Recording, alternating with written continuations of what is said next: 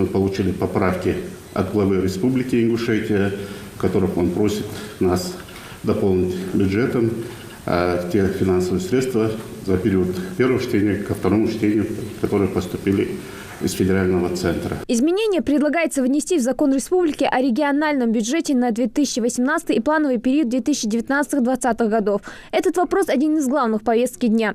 В республиканский бюджет из федерального центра поступили средства в размере более 300 миллионов. Часть из них направляется на увеличение заработной платы бюджетников, чей доход ниже прожиточного минимума. Другая часть пойдет на строительство соцобъектов. Средства в размере 53 миллионов, это первой части, поступили на повышение заработной платы тем бюджетникам, которые не дотягивают до прожиточного минимума. Как вы знаете, сейчас с 1 мая прожиточный минимум будет приравнен к МРОТу.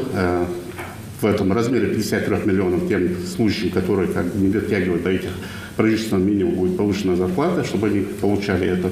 И второй трансфер поступил в размере 257 миллионов для строительства дошкольных и школьных образовательных учреждений. Бюджетный кредит республики составляет свыше 2 миллиардов рублей. Согласно доп. Соглашениям, утвержденным парламентом, кредит региону будет пролонгирован и выплачиваться по частям.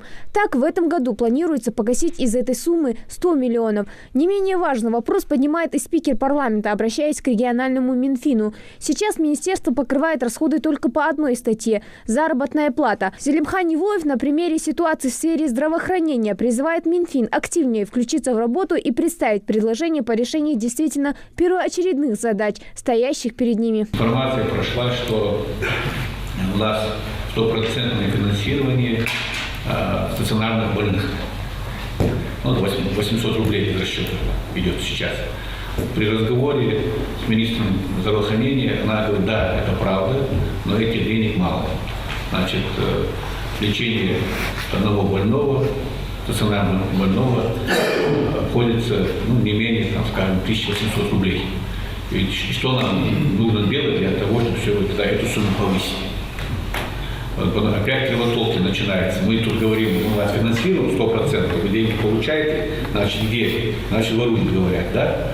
А этих денег им не хватает. Опять с их слов. Я никого сейчас здесь не защищаю. Давайте все-таки откровенный, честный разговор.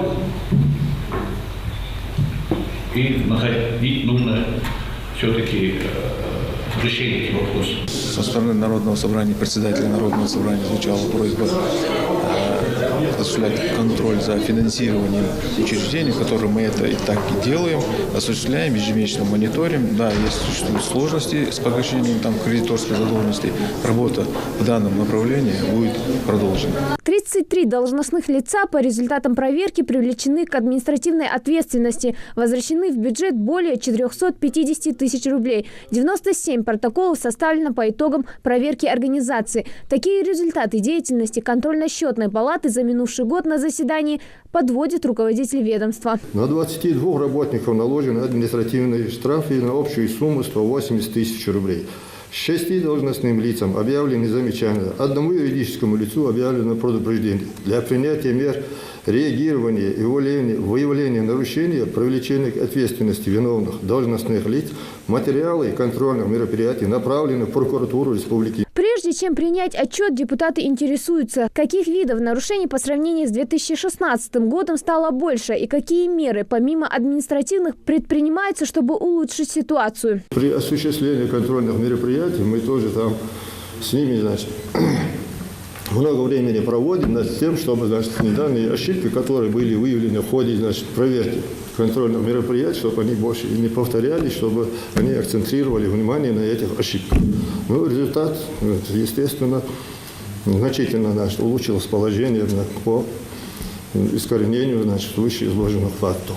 Неэффективное использование и в основном нецелевое использование бюджетных средств. Всего на повестку дня вынесли 49 вопросов. Большинство из них депутаты приняли во втором и третьем окончательном чтении. Это и внесение изменений в законы республики о пожарной безопасности, о государственных языках и мировых судьях. Что касается последнего, то депутатам необходимо утвердить на эту должность 12 кандидатур. Первую из них Мухарбека Дикажева предлагают выбрать здесь же, путем тайного голосования. В зал заносят урну, а парламентариям раздают банки для голосования.